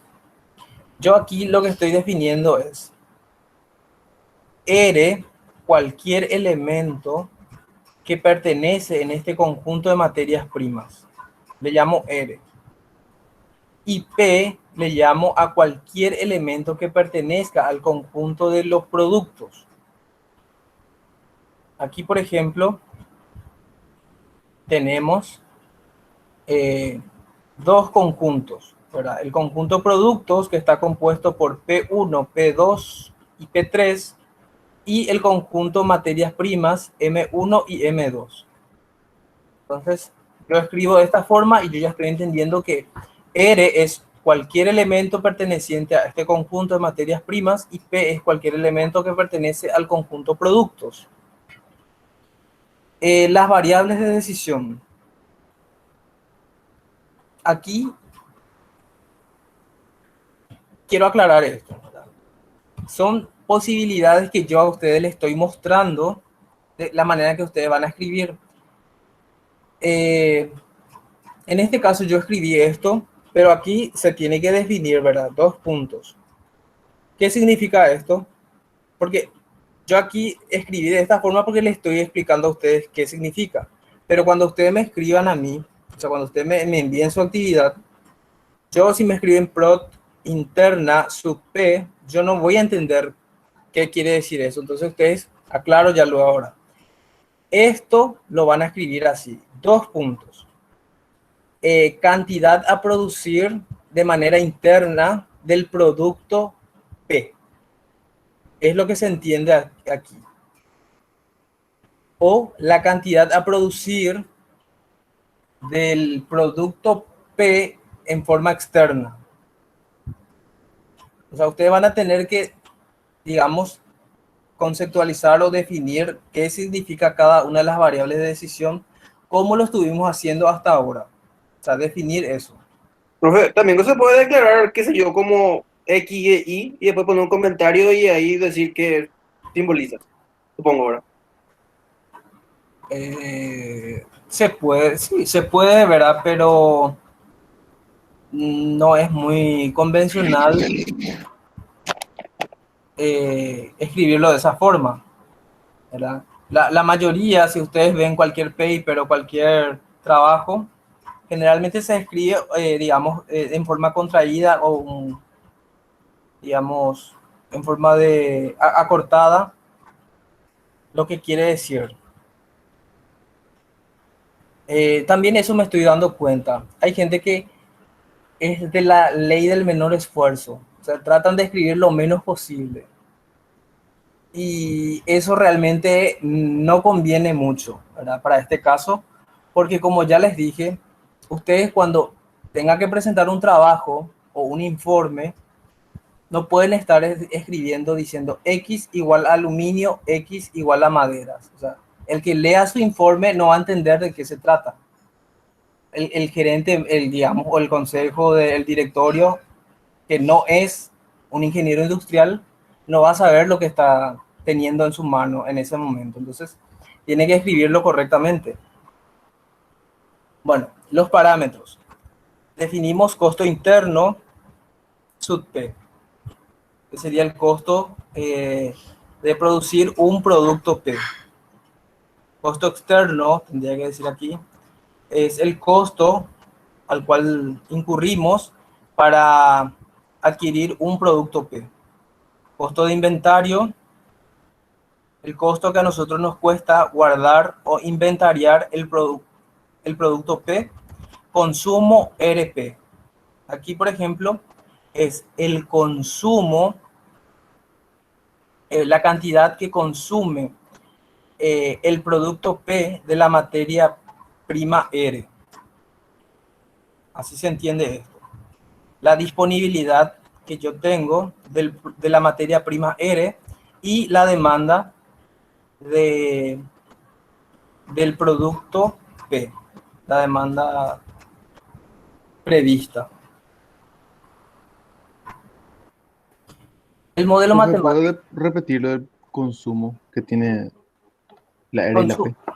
Consumo. Bueno, esto sería lo que estoy teniendo aquí, en este cuadro en forma de matriz que tiene doble entrada, ¿verdad? Por un lado tiene los componentes o los recursos, también le llamamos, en las filas y los productos en las columnas. Entonces,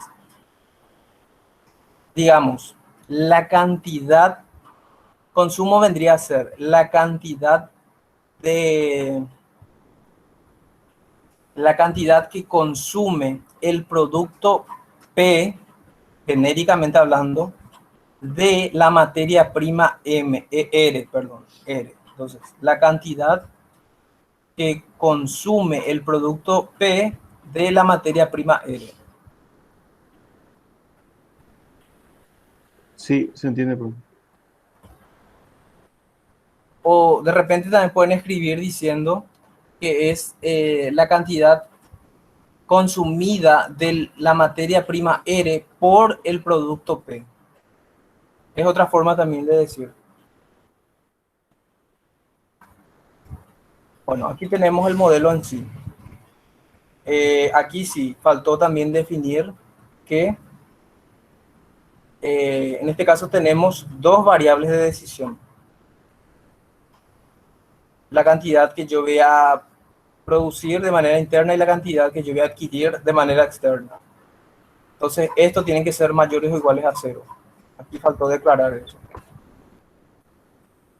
La sumatoria que va desde P hasta el último elemento del conjunto productos.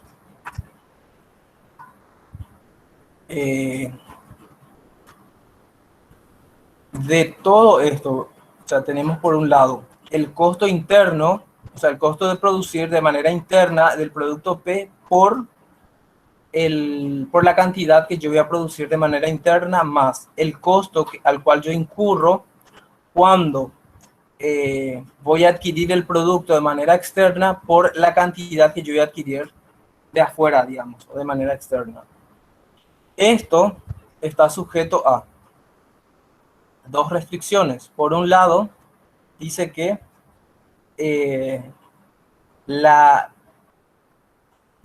consumo de las materias primas, o sea, la sumatoria que va desde P hasta el último o hasta el enésimo elemento del conjunto productos, debe de ser, está compuesto por este parámetro multiplicado por esta variable de decisión. El consumo al cual incurro por, digamos, para producir una cantidad dada de productos de manera interna. Y por eso, todo eso debe ser menor o igual a la disponibilidad que tengo de materias primas. Para todo R, que pertenece al conjunto de materias primas. Y la otra restricción que tiene que ver con, digamos, en cuanto a la demanda, que lo mínimo que yo debo de satisfacer, o sea, que la cantidad que yo produzca de manera interna más la cantidad que yo compre de afuera del producto mismo, debe de ser mayor o igual a la demanda. O sea, sí o sí tengo que satisfacer la demanda dada, en este caso, para todo producto que pertenece al conjunto productos. Y faltó aquí la restricción de integralidad, que sería prod interna sub P y prod externa sub P deben de ser mayor o iguales a 0.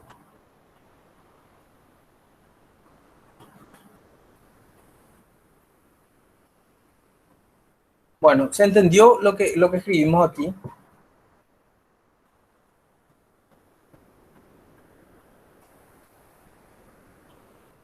Sí, profe, o sea, igual a todo lo que ya veníamos haciendo, pero lo que le agregamos fue lo de la demanda.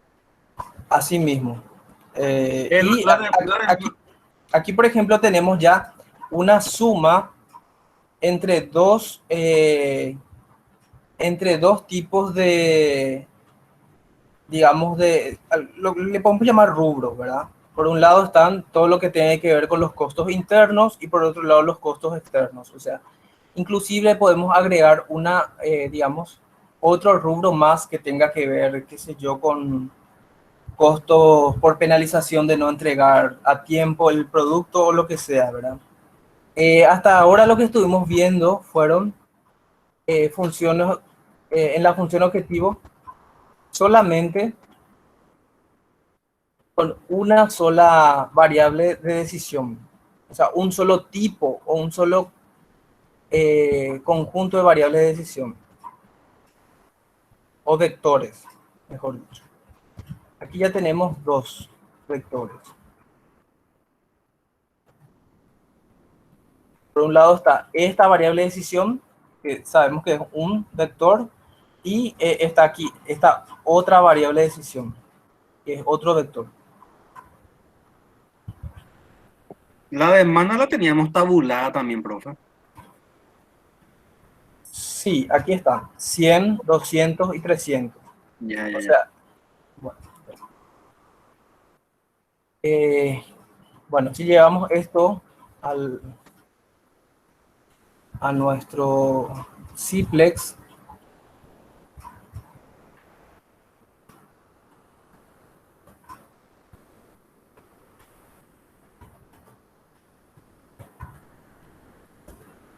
para no usar otro proyecto voy a escribir aquí de abajo. Primeramente definimos en el punto mod los subíndices. Es el mismo procedimiento que ya estuvimos haciendo. En forma de cadenas, productos y materia prima. Materias primas que yo les llamé de esa forma, ¿verdad? Luego, en el punto DAT, ya a la par también podemos ir agregando los valores del conjunto cadenas que corresponden a productos y a materias primas. Esto también voy a ponerlo en forma de comentarios.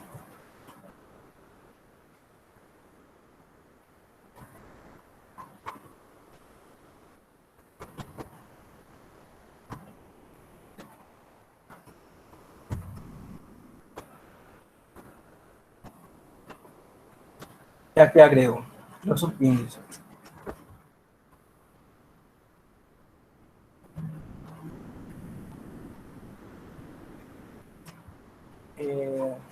Después volvemos al punto mod, definimos los parámetros.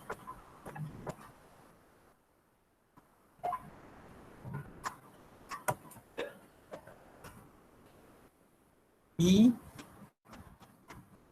en el punto DAT también agregamos los valores que van a tener cada uno de estos parámetros.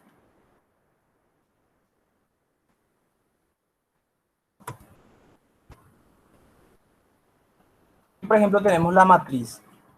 Habíamos dicho que el consumo consta de dos subíndices. Y tenemos consumo. Por un lado, el primer subíndice corresponde a productos y el otro subíndice que corresponde a materias primas.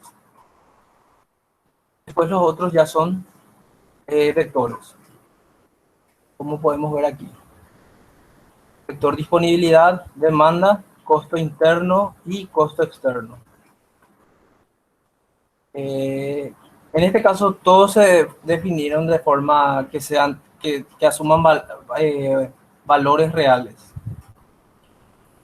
Bien, podíamos definir demanda y disponibilidad con valores INT. Eso no afecta en nada.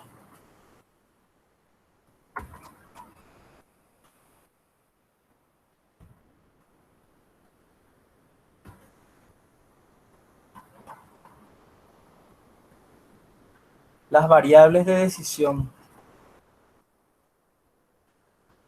En el punto mod van esas. Debajo de nuestros parámetros definidos. De bar float más. Y yo le llamo en este caso prod interna. Así como escribí. En este caso. Prod interna sub P y el subíndice iba entre corchetes. Compra externa, productos, también por supuesto el mismo subíndice. Aquí. Bueno, aquí es lo mismo, ¿verdad? Bien hubiese dicho prod externa también. Vamos a cambiar para no confundir.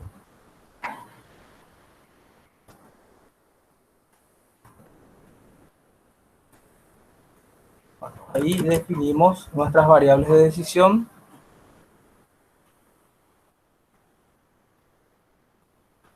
La función objetivo que va también en el punto mod.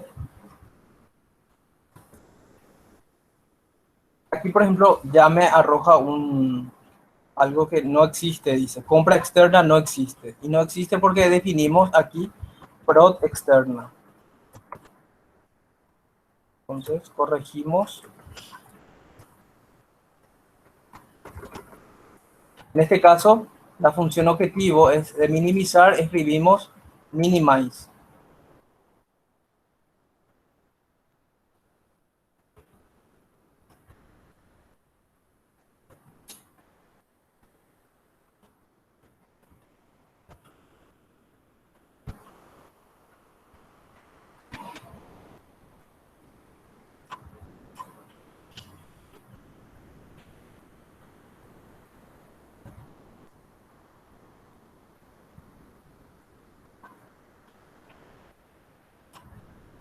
Estoy teniendo problemas con mi cursor, no sé por qué.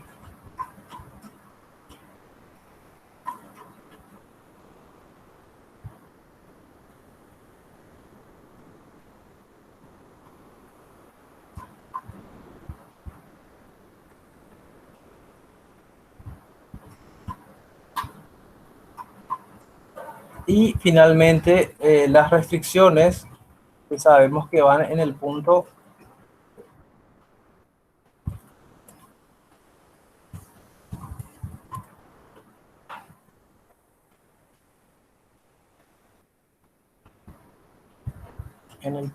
mod.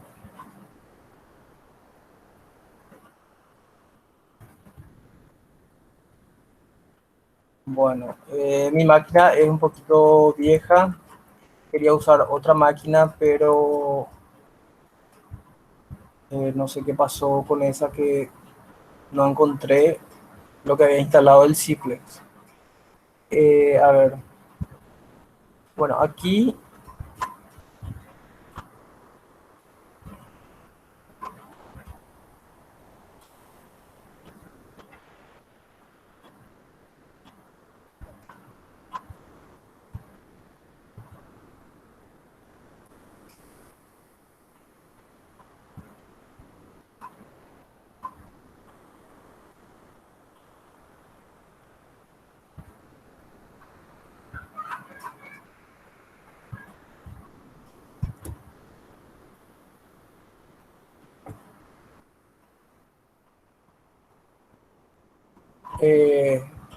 estoy teniendo problemas con mi cursor. Díganme, ¿se está entendiendo lo que estamos viendo?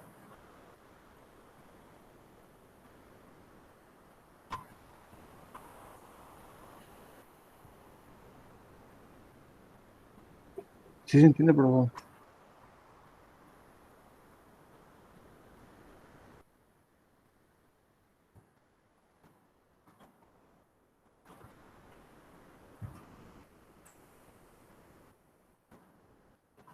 Definitivamente estoy teniendo problemas con mi cursor, no está reaccionando.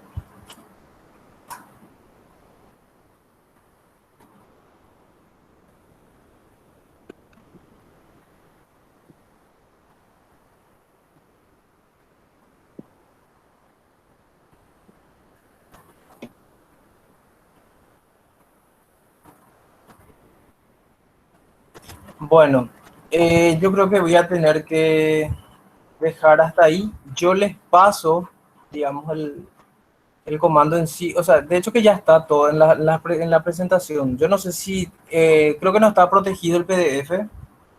Pueden copiar y pegar ustedes eso que descargaron.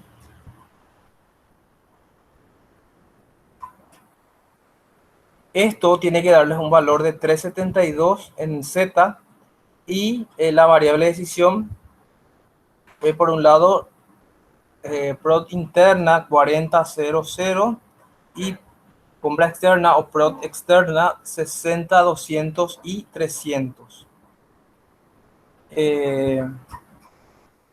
Ahora, por ejemplo, ya pueden empezar a hacer el trabajo. Yo voy a estar todavía aquí, pero sí ya voy a estar dejando de grabar. ¿Se entiende lo que estamos viendo? ¿O lo que estuvimos viendo, haciendo? Sí, bro.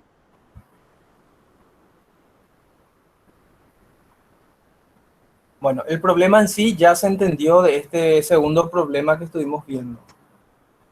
La forma de escribirla también ya era cuestión de llevar al simplex nada más lo que teníamos, el modelo matemático genérico. Tienen ya su actividad 4.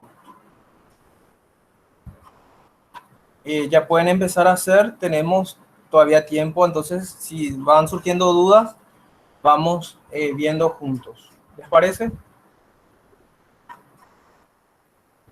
Sí, profe. Profe, una Genial. pregunta.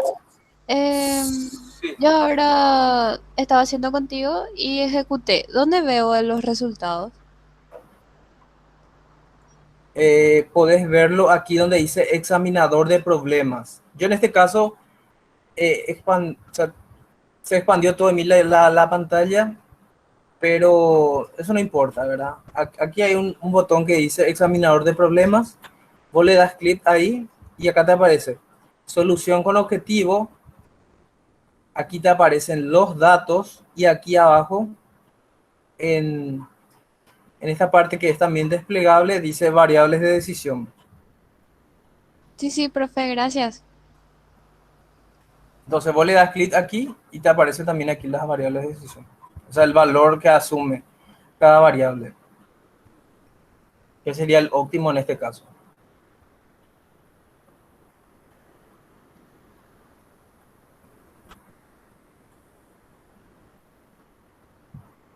Bueno, voy a estar entonces terminando la grabación, pero continuamos. Ya ustedes empezando a escribir el modelo matemático específico, genérico y llevándolo eso al simplex.